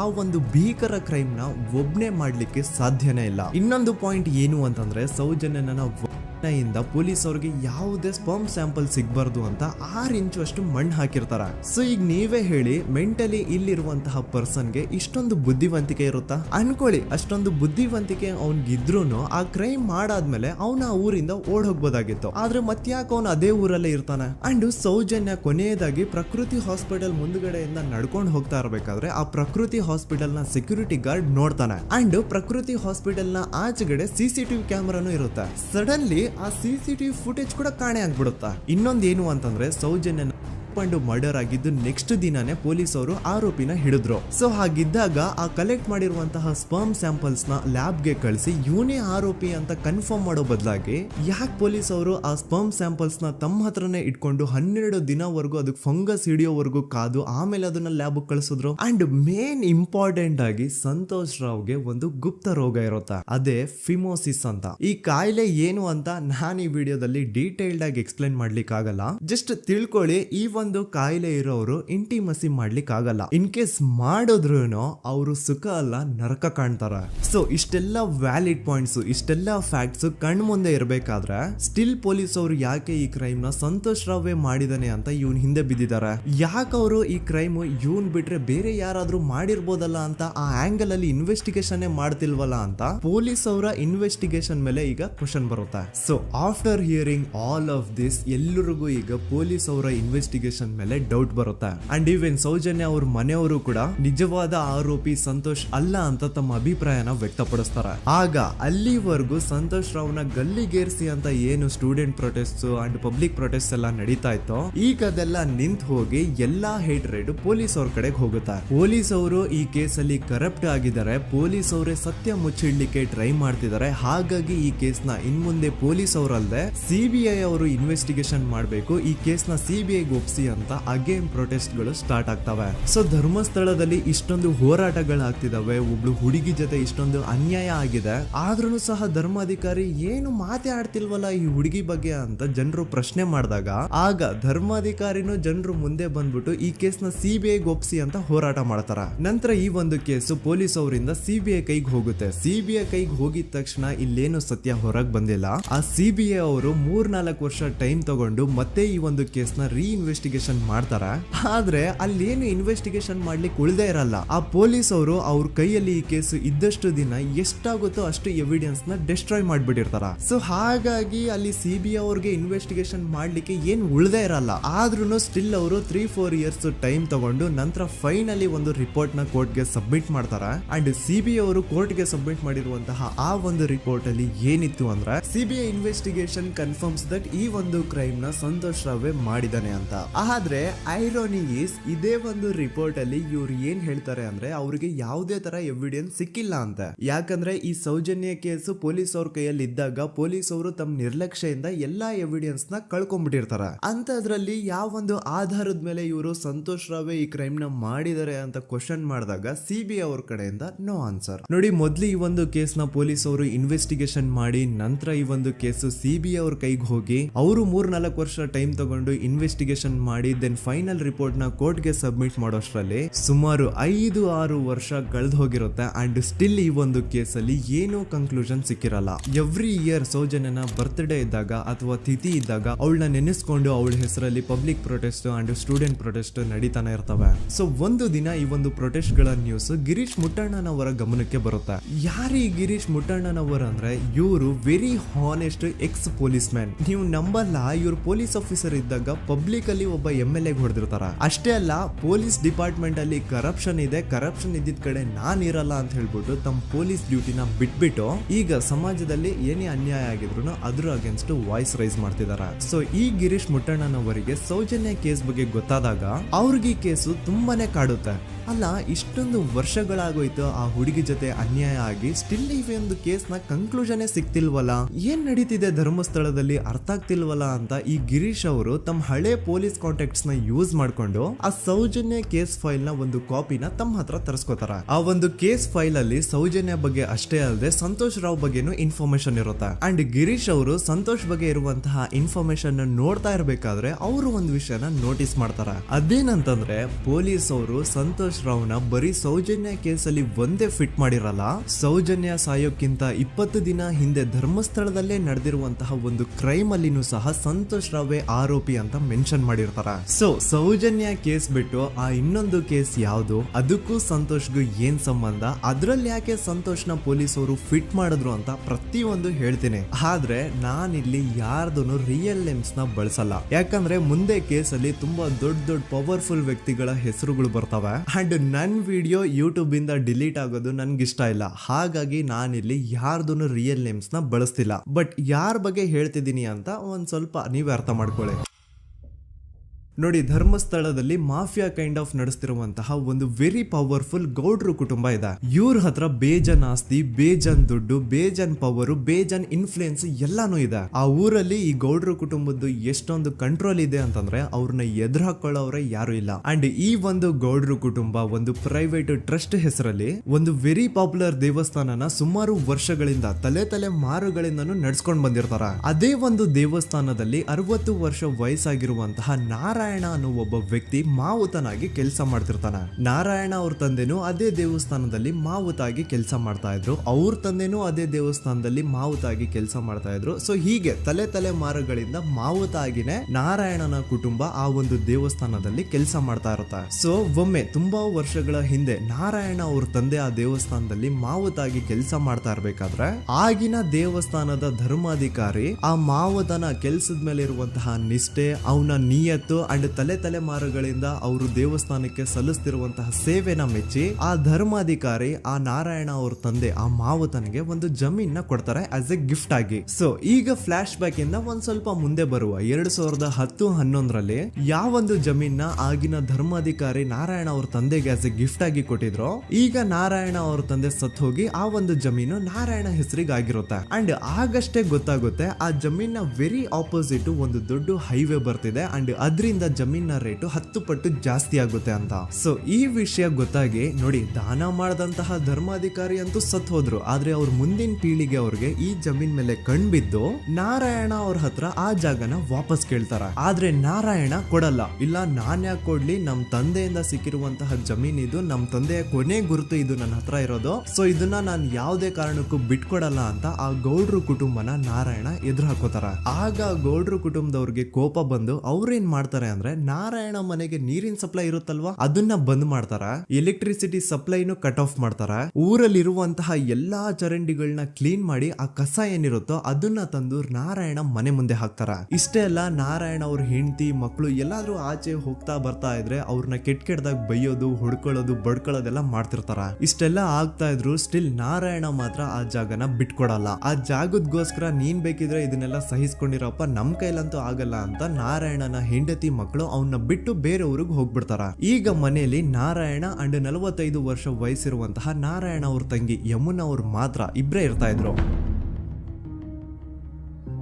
ಸೊ ಒಂದೊಳ್ಳೆ ಅವಕಾಶ ನೋಡ್ಕೊಂಡು 21 ಸೆಪ್ಟೆಂಬರ್ 2012 ಮನೆಯಲ್ಲಿ ನಾರಾಯಣ ಹಾಗೂ ಯಮುನಾ ಇರ್ಬೇಕಾದ್ರೆ ಯಾರೋ ಮನೆ ಒಳಗಡೆ ನುಗ್ಗಿ ನಾರಾಯಣನ್ಗೆ ಹೊಡೆದು ಯಮುನಾಗೂ ಸಹ ಹೊಡೆದು ನಂತರ ಅವಳು ಮಾಡಿ ದೆನ್ ನಾರಾಯಣ ಹಾಗೂ ಯಮುನನ ತಲೆನ ಒಂದು ರುಬ್ಬಗುಂಡಿಂದ ಚಚ್ಚಿ ಸಾಯಿಸ್ಬಿಡ್ತಾರ. ಈ ಕೊಲೆ ಆಗಿದ್ದು ಕಳ್ಳತನಗೋಸ್ಕರ ಅಂತ ಪೊಲೀಸ್ ಅವರು ತಮ್ಮ ರಿಪೋರ್ಟ್ ಅಲ್ಲಿ ಬರೀತಾರ. ಆದ್ರೆ ಪಾಯಿಂಟ್ ಏನ್ ಗೊತ್ತಾ, ಆ ಮನೇಲಿ ಒಂದ್ ಸ್ವಲ್ಪನೂ ಹಣ ಆಗ್ಲಿ ಅಥವಾ ಬಂಗಾರ ಆಗ್ಲಿ ಕಳ್ಳತನ ಆಗಿರಲ್ಲ. ಕಳ್ಳತನ ಆಗಿರೋದು ಕೇವಲ ಆ ಮೇನ್ ರೋಡ್ ಅಲ್ಲಿ ಇದ್ದಂತಹ ಪ್ರಾಪರ್ಟಿ ಪೇಪರ್ಸ್.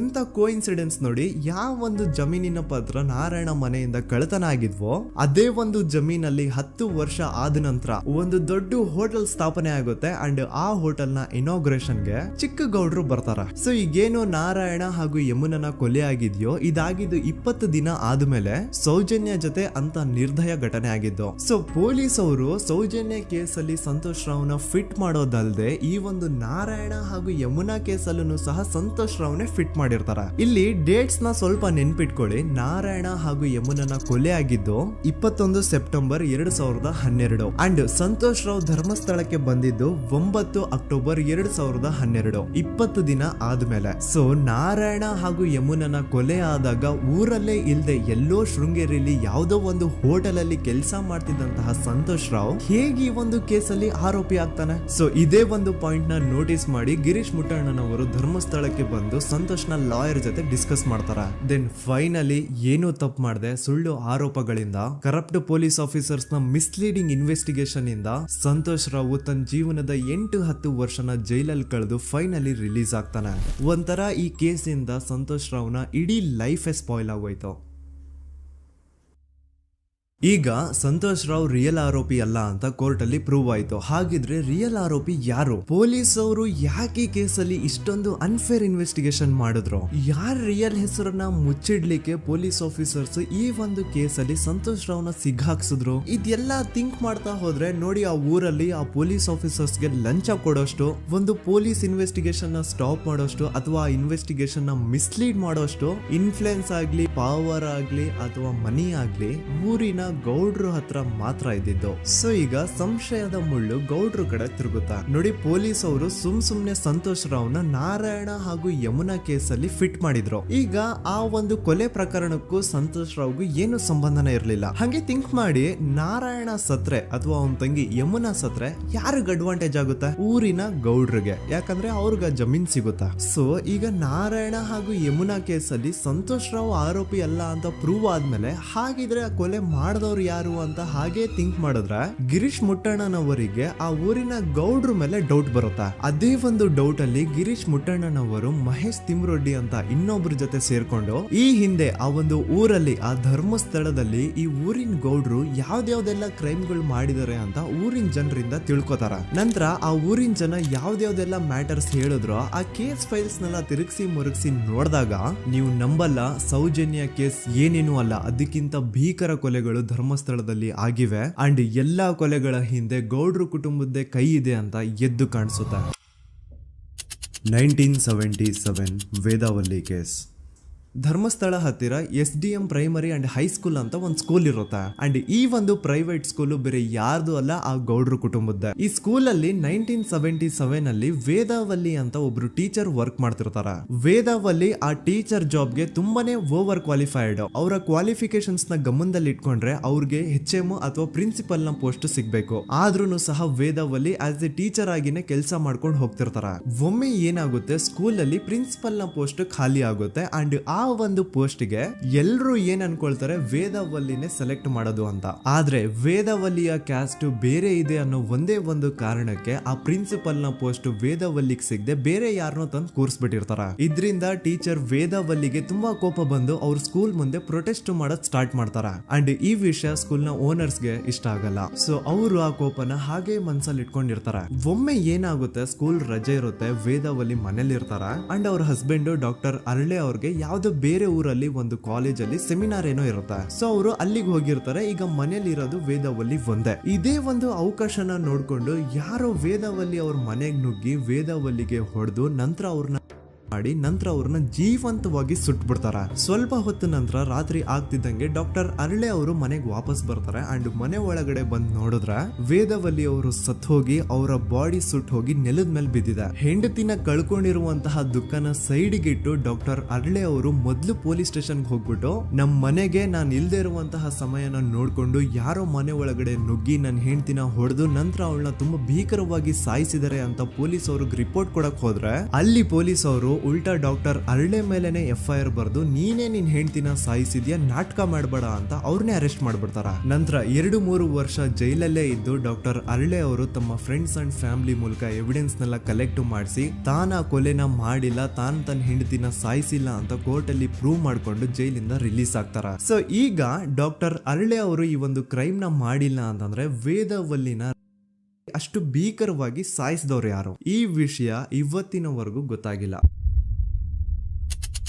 1986 ಅಲ್ಲಿ ನಡೆದಂತಹ ಪದ್ಮಲತಾ ಕೇಸ್. ಪದ್ಮಲತಾ ಅವ್ರ ತಂದೆ ಕಮ್ಯುನಿಸ್ಟ್ ಪಾರ್ಟಿನ ಲೀಡರ್ ಇರ್ತಾರೆ. ಅವ್ರ ರಿಯಲ್ ನೇಮ್ ಏನು ಅಂತ ನಮಗ್ ಗೊತ್ತಾಗಿಲ್ಲ, ಬಟ್ ಈ ವಿಡಿಯೋದಲ್ಲಿ ಅವ್ರ ಹೆಸರು ಲಕ್ಷ್ಮಣ್ ಅಂತ ಅನ್ಕೊಳ್ಳಿ. ಸೊ ಕಮ್ಯುನಿಸ್ಟ್ ಪಾರ್ಟಿನ ಲೀಡರ್ ಇರುವಂತಹ ಲಕ್ಷ್ಮಣ್ ಅವ್ರಿಗೆ ಊರಲ್ಲಿ ತುಂಬಾನೇ ಸಪೋರ್ಟ್ ಇರುತ್ತೆ, ಊರಿನ ಜನರ ಫೇವ್ರೇಟ್ ಇರ್ತಾರೆ ಇವರು. ಅಂಡ್ ಅದೇ ವರ್ಷ ಅಂದ್ರೆ 1986 ಅಲ್ಲಿ ಪಂಚಾಯತ್ ಎಲೆಕ್ಷನ್ ಬೇರೆ ಇರುತ್ತೆ ಅಂಡ್ ಎಲ್ರಿಗೂ ಗೊತ್ತಿತ್ತು ಲಕ್ಷ್ಮಣೆ ಗೆಲ್ಲೋದು ಅಂತ. ಆ ಪಂಚಾಯತ್ ಎಲೆಕ್ಷನ್ ಅಲ್ಲಿ ಲಕ್ಷ್ಮಣ್ನ ಆಪೋಸಿಟ್ ಗೌಡ್ರಿಗೆ ತುಂಬಾ ಬೇಕಾಗಿರೋರು ಒಬ್ರು ನಿಂತಿರ್ತಾರ ಅಂಡ್ ಅವ್ರಿಗೂ ಗೊತ್ತಿತ್ತು ಎಲೆಕ್ಷನ್ ಏನಾದ್ರು ಆದ್ರೆ ಲಕ್ಷ್ಮಣ ಎಲೆಕ್ಷನ್ ಅಲ್ಲಿ ಗೆಲ್ಲೋದು ಅಂತ. ಸೊ ಎಲ್ಲಿ ಸೋತೋಗ್ಬಿಡ್ತೀವೋ ಅನ್ನೋ ಭಯಕ್ಕೆ ಆ ಗೌಡ್ರು ಕಡೆ ಅವ್ರು ಏನ್ ಮಾಡ್ತಾರೆ, ಲಕ್ಷ್ಮಣ್ನ ಅಪ್ರೋಚ್ ಮಾಡಿ ಮುಚ್ಕೊಂಡು ಈ ಪಂಚಾಯತ್ ಎಲೆಕ್ಷನ್ ಅಲ್ಲಿ ನಿನ್ ನಾಮಿನೇಷನ್ ನ ಕ್ಯಾನ್ಸಲ್ ಮಾಡು ಅಂತ ವಾರ್ನಿಂಗ್ ಕೊಡ್ತಾರ.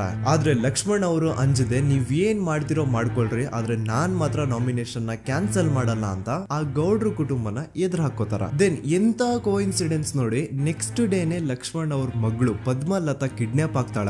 ಸುಮಾರು 56 ದಿನ ಅವಳನ್ನ ಯಾರೋ ಕಿಡ್ನಾಪ್ ಮಾಡ್ತಾರೆ ಅಂಡ್ ಆ 56 ದಿನ ಡೈಲಿ ಅವಳನ್ನ ಶೋಷಣೆ ಕೂಡ ಮಾಡ್ತಾರೆ. ನಂತರ 56 ದಿನ ಆದ್ಮೇಲೆ ಪದ್ಮಲತನ ಬಾಡಿ ನೇತ್ರಾವತಿ ನದಿಲಿ ತೇಲ್ತಾ ಸಿಗುತ್ತಾ. ಆಸ್ ಎಕ್ಸ್ಪೆಕ್ಟೆಡ್ ಈ ಕೇಸಲ್ಲೂ ಪೊಲೀಸ್ ಅವ್ರ ಕಡೆಯಿಂದ ಪ್ರಾಪರ್ ಇನ್ವೆಸ್ಟಿಗೇಷನ್ ಆಗಲ್ಲ ಅಂಡ್ ಯಾರ್ ಪದ್ಮಲತನ ಕಿಡ್ನಾಪ್ ಮಾಡಿದ್ರು, ಯಾರು ಅವಳನ್ನ 15 ದಿನವರೆಗೂ ಶೋಷಣೆ ಮಾಡಿ ನಂತರ ಅವಳನ್ನ ಅಷ್ಟು ಭೀಕರವಾಗಿ ಸಾಯಿಸಿದ್ರು ಅಂತ ಇವತ್ತಿನ ದಿನದವರೆಗೂ ಗೊತ್ತಾಗಿಲ್ಲ. ಮತ್ತೆ ನಮಗೆ ಗೊತ್ತಾದದು 22ಕ್ಕೆ ಸ್ಕೂಲ್ ಡೇ 56 ದಿನ ಕಳೆದು ಹೊಳೆಯಲ್ಲಿ ಹೆಣ ಉಂಡು ಎಂದು ಕೇಳಿ ಪೊಲೀಸಿನರು ಬರುವಾಗ ಬಂದು ಹೇಳುವಾಗ ನಮಗೆ ಗೊತ್ತಾದ. ಅವರು ನನ್ನನ್ನು ಕರ್ಕೊಂಡು ಹೋಗಿ ಅಲ್ಲಿ ಹೋಗಿದೆ. ಇನ್ನೊಂದು ಲಾಸ್ಟ್ ಕೇಸ್ ಇದೆ, ಇದು ಅರ್ಲಿ 2000 ಅಲ್ಲಿ ನಡೆದಿರೋದು. ಇವ್ರದ್ದು ಅಷ್ಟಾಗಿ ಡೀಟೇಲ್ಸ್ ನಾನು ಹೇಳಲ್ಲ, ಜಸ್ಟ್ ಮೇಲ್ ಹೇಳ್ತೀನಿ. 2000 ಇಸ್ವಿಯಲ್ಲಿ ಧರ್ಮಸ್ಥಳದಲ್ಲಿ 2 ಫಿನಾನ್ಸ್ ಬ್ಯಾಂಕ್ ಇರ್ತಾವೆ. ಒಂದು ಅಗೇನ್ ರಿಯಲ್ ನೇಮ್ ತಗೊಳ್ಳೋದು ಬೇಡ, ಲೈಕ್ ಜಸ್ಟ್ ಸಹಕಾರ ಗ್ರಾಮೀಣ ಬ್ಯಾಂಕ್ ಅನ್ಕೊಳ್ಳಿ. ಅಂಡ್ ಇನ್ನೊಂದು ಬಂದ್ಬಿಟ್ಟು SDM ಫೈನಾನ್ಸ್ ಪ್ರೈವೇಟ್ ಲಿಮಿಟೆಡ್. ಈ SDM ಫೈನಾನ್ಸ್ ಪ್ರೈವೇಟ್ ಲಿಮಿಟೆಡ್ ಬಂದು ಗೌಡ್ರು ಕುಟುಂಬ ಅವ್ರಿಗೆ ಸೇರಿದ್ದು. ಆ ಕಡೆ ಇವ್ರ ಆಪೋಸಿಟ್ ಏನದು ಗ್ರಾಮೀಣ ಬ್ಯಾಂಕ್ ಇತ್ತು, ಅದರಲ್ಲಿ ಒಬ್ಬ ಮ್ಯಾನೇಜರು ಬಡವ್ರಿಗೆ ಸಹಾಯ ಆಗ್ಲಿ ರೈತರಿಗೆ ಸಹಾಯ ಆಗ್ಲಿ ಅಂತ ತುಂಬಾ ಕಡಿಮೆ ಬಡ್ಡಿಗೆ ಲೋನ್ ಕೊಡ್ತಿರ್ತಾನೆ. ಇದರಿಂದಾಗಿ ಧರ್ಮಸ್ಥಳದಲ್ಲಿ ಆಲ್ಮೋಸ್ಟ್ ಎಲ್ಲಾ ಕಸ್ಟಮರ್ಸ್ ಆ ಗ್ರಾಮೀಣ ಬ್ಯಾಂಕ್ ಕಡೆಗೆ ಹೋಗ್ತಿರ್ತಾರ. SDM ಫೈನಾನ್ಸ್ ಪ್ರೈವೇಟ್ ಲಿಮಿಟೆಡ್ ಕಡೆಗೆ ಯಾರು ಬರ್ತಿರಲ್ಲ. ಇದ್ರಿಂದ ಗೌಡ್ರಿಗೆ ಲಾಸ್ ಆಗ್ತಿರುತ್ತಾ. ಸೊ ಅವ್ರೇನ್ ಮಾಡ್ತಾರೆ, ಆ ಗ್ರಾಮೀಣ ಬ್ಯಾಂಕ್ ನ ಮ್ಯಾನೇಜರ್ ಏನಿದ್ನೋ ಅವನ್ಗೆ ಒಂದು ಸ್ವೀಟ್ ವಾರ್ನಿಂಗ್ ಕೊಡ್ತಾರ. ಮುಚ್ಕೊಂಡು ಇನ್ಮೇಲೆ ಇಂದ ನಿನ್ ಲೋನ್ಸ್ ಕೊಡೋದನ್ನ ನಿಲ್ಸ್ಬಿಡು. ಇನ್ ಕೇಸ್ ಲೋನ್ ಕೊಟ್ರು ನಾವ್ ಯಾವ ಇಂಟ್ರೆಸ್ಟ್ ರೇಟ್ ಗೆ ಲೋನ್ ನ ಕೊಡ್ತಾ ಇದೀವೋ ಅದೇ ರೇಟ್ ಗೆ ನೀನು ಕೊಡುವ ಅಂತ ಫೋರ್ಸ್ ಮಾಡ್ತಾರ. ಆದ್ರೆ ಆ ಗ್ರಾಮೀಣ ಬ್ಯಾಂಕ್ ನ ಮ್ಯಾನೇಜರ್ ಇದ್ಯಾವುದನ್ನು ಕಿವಿಗೆ ಹಾಕೊಳ್ಳಾರ್ದೆ ಅವನ್ ಕೆಲಸ ಅವ್ನ್ ಮಾಡ್ಕೊಂಡು ಹೋಗ್ತಾನ. ದೆನ್ ಸಡನ್ಲಿ ಒಂದು ದಿನ ಬ್ಯಾಂಕ್ ಮ್ಯಾನೇಜರ್ ನ ಹೆಂಡತಿನ ಮನೆ ಒಳಗಡೆನೆ ನುಗ್ಗಿ ಯಾರು ಮಾಡಿ ತುಂಬಾ ಭೀಕರವಾಗಿ ಸಾಯಿಸ್ಬಿಡ್ತಾರ. ಇದರ ರಿಗಾರ್ಡಿಂಗ್ ಆ ಬ್ಯಾಂಕ್ ಮ್ಯಾನೇಜರ್ ಪೊಲೀಸ್ ಸ್ಟೇಷನ್ ಅಲ್ಲಿ ಕಂಪ್ಲೇಂಟ್ ಕೊಡಕ್ ಹೋದ್ರೆ ಪೊಲೀಸ್ ಅವರು ಉಲ್ಟಾ ಆ ಬ್ಯಾಂಕ್ ಮ್ಯಾನೇಜರ್ ಹೆಸರಲ್ಲೇ FIR ಬರ್ದು ನೀನೇ ನಿನ್ ಹೆಂಡತಿನ ಸಾಯಿಸಿದ್ಯಾ ಅಂತ ಅವನ್ನೇ ಅರೆಸ್ಟ್ ಮಾಡ್ಬಿಡ್ತಾರ. ನಂತರ 1-2-3 ವರ್ಷ ಆ ಬ್ಯಾಂಕ್ ಮ್ಯಾನೇಜರ್ ಜೈಲಲ್ಲಿ ಇರ್ತಾನೆ. ಅದಾದ್ಮೇಲೆ ಅವನ ಕ್ರೈಮ್ ನ ಮಾಡಿಲ್ಲ ಅಂತ ಕೋರ್ಟ್ ಅಲ್ಲಿ ಪ್ರೂವ್ ಆಗುತ್ತೆ. ಆದ್ರೆ ರಿಯಲ್ ಕ್ರೈಮ್ ಮಾಡಿದವರು ಯಾರು ಅಂತ still it's A question mark. And ಇನ್ನೊಂದು ನಾರಾಯಣ ಅಂಡ್ ಯಮುನಾ ಕೇಸ್ ಬಗ್ಗೆ ಅಂತೂ ನಾನು ಆಗ್ಲೇ ನಿಮ್ಗೆ ಎಕ್ಸ್ಪ್ಲೇನ್ ಮಾಡಿದೆ. ಸೊ ಎಂತಹ ಕೋ ಇನ್ಸಿಡೆಂಟ್ಸ್ ಗಳು ನೋಡಿ, ಯಾರೆಲ್ಲ ಆ ಧರ್ಮಸ್ಥಳದಲ್ಲಿ ಗೌಡ್ರು ಕುಟುಂಬನ ಎದುರಾಕೊಂಡಿದಾರೋ ಅವ್ರ ಜೀವನದಲ್ಲಿ ಏನೋ ಒಂದು ತುಂಬಾ ದೊಡ್ಡ ದುರಂತ ನಡೆದು ಹೋಗುತ್ತಾ. ಅಂಡ್ ಸರ್ಪ್ರೈಸಿಂಗ್ಲಿ ಅವ್ರ ಕೇಸಲ್ಲಿ ಪೊಲೀಸ್ ಅವ್ರ ಕಡೆಯಿಂದ ಪ್ರಾಪರ್ ಇನ್ವೆಸ್ಟಿಗೇಷನ್ ಆಗಲ್ಲ. ಅಂಡ್ ಯಾರ ಆ ಕ್ರೈಮ್ ನ ಮಾಡಿದ್ರು ಅಂತ ಯಾವತ್ತೂ ಹೊರಗೆ ಬರೋದೇ ಇಲ್ಲ. ಸೊ ಈ ಗೌಡ್ರು ಕುಟುಂಬದವರು ಧರ್ಮಸ್ಥಳದಲ್ಲಿ ಬೇಜನ್ ಕರ್ಮಕಾಂಡಗಳನ್ನ ಮಾಡಿದ್ದಾರೆ. ಅಂಡ್ ಅವ್ರ ಪವರ್ ಅಂಡ್ ಅವ್ರಿಗಿರುವಂತಹ ಇನ್ಫ್ಲೂಯೆನ್ಸ್ ಇಂದ ಆ ಎಲ್ಲಾ ಕೇಸ್ ನ ಮುಚ್ಚಾಕಿದ್ದಾರೆ ಅಂತ ಮಹೇಶ್ ಹಾಗೂ ಗಿರೀಶ್ ಮುಟ್ಟಣ್ಣನವರ ಹೇಳಿಕೆ ಆಗಿದೆ. ಸೊ ಗೌಡ್ರು ಫ್ಯಾಮಿಲಿನ ಟ್ರ್ಯಾಕ್ ರೆಕಾರ್ಡ್ ನೋಡಿದ್ರೆ ಧರ್ಮಸ್ಥಳದಲ್ಲಿ ಒಂದು ಹುಡುಗಿನ ರೇಪ್ ಅಂಡ್ ಮರ್ಡರ್ ಮಾಡಿ ದೆನ್ ಪೊಲೀಸ್ ಅವ್ರಿಗೆ ಲಂಚ ಕೊಟ್ಟು ಇನ್ವೆಸ್ಟಿಗೇಷನ್ ನ ಮಿಸ್ಲೀಡ್ ಮಾಡೋಷ್ಟು ಪವರ್ ಇನ್ಫ್ಲೂಯೆನ್ಸ್ ಈ ಗೌಡ್ರು ಕುಟುಂಬಕ್ಕೆ ಮಾತ್ರ ಇರೋದು. ಈಗ ಸಂತೋಷ್ ರಾವ್ ಅಂತೂ ಸೌಜನ್ಯ ಕೇಸಲ್ಲಿ ಆರೋಪಿ ಅಲ್ಲ ಅಂತ ಪ್ರೂವ್ ಆಯ್ತು. ಹಾಗಿದ್ರೆ ರಿಯಲ್ ಆರೋಪಿ ಯಾರು? ನೆನಪು ಮಾಡ್ಕೊಳ್ಳಿ, 11 ಅಕ್ಟೋಬರ್ 2012 ಸಂಜೆ 5 ಗಂಟೆ ಹಾಗೆ ಬಾಹುಬಲಿ ಬೆಟ್ಟದಲ್ಲಿ ಸಂತೋಷ್ ರಾವ್ ತನ್ನ ಪಾಡಿಗೆ ತಾನು ಸೀನರೀಸ್ ನ ಎಂಜಾಯ್ ಮಾಡ್ಕೊಂಡು ಸುಮ್ಮನೆ ಕೂತಿರ್ಬೇಕಾದ್ರೆ ಅವನ ಹತ್ರ 5 ಜನ ಕಿಡಿಗೇಡಿಗಳು ಬಂದು ಜಗಳ ತೆಗಿತಾರ. ಆ 5 ಜನ ಕಿಡಿಗೇಡಿಗಳು ಯಾರು ಅಂತ ನಾನು ಇಲ್ಲಿವರೆಗೂ ನಿಮ್ಗೆ ಹೇಳಿಲ್ಲ. ಸೊ ಅವರು ಬೇರೆ ಯಾರು ಅಲ್ಲ, ಚಿಕ್ಕ ಗೌಡ್ರು ಮಗ ನಿಶಾಂತ್ ಜೈನ್ ನ ವೆರಿ ಕ್ಲೋಸ್ ಫ್ರೆಂಡ್ಸ್. ಅವ್ರು ದಣಿ ಮಾಡಿರುವಂತಹ ಕ್ರೈಮ್ ಅಲ್ಲಿ ಬೇರೆ ಯಾರನ್ನಾದ್ರೂ ಸಿಗಿಸ್ಬೇಕಲ್ಲ ಅಂತ ಇವ್ರು ಬಕ್ರ ಹುಡುಕ್ತಾ ಇರ್ಬೇಕಾದ್ರೆ ಆಗ ಇವ್ರಿಗೆ ಸಿಗೋದೆ ಸಂತೋಷ್ ರಾವ್. ಅಗೇನ್ ಇನ್ನೊಂದು ಎಂತ ಕೋಇನ್ಸಿಡೆನ್ಸ್ ನೋಡಿ, ಸಂತೋಷ್ ರಾವ್ ಸೌಜನ್ಯ ಕೇಸಲ್ಲಿ ಅರೆಸ್ಟ್ ಆದ ನಂತರ ಚಿಕ್ಕ ಗೌಡ್ರು ಮಗ ನಿಶಾಂತ್ ಜೈನ್ ದೇಶನೇ ಬಿಟ್ಟು ಹೋಗ್ಬಿಡ್ತಾನ. ಈ ಕೇಸಲ್ಲಿ ಚಿಕ್ಕ ಗೌಡ್ರು ಮಗ ಇನ್ವಾಲ್ವ್ಮೆಂಟ್ ಇದೆ ಅಂತ ಯಾರಿಗೂ ಡೌಟೇ ಬರ್ತಾ ಇರ್ಲಿಲ್ಲ. ಡೌಟ್ ಯಾವಾಗ ಬಂತು ಅಂದ್ರೆ ಆ 5 ಜನ ಕಿಡಿಗೇಡಿಗಳು ಯಾರು ಸಂತೋಷ್ನ ಈ ಒಂದು ಕೇಸಲ್ಲಿ ಸಿಗಾಕ್ಸಿದ್ರು ಆ 5 ಜನರಲ್ಲಿ ಒಬ್ಬ ರವಿ ಪೂಜಾರಿ ಅಂತಾನು ಇರ್ತಾನೆ.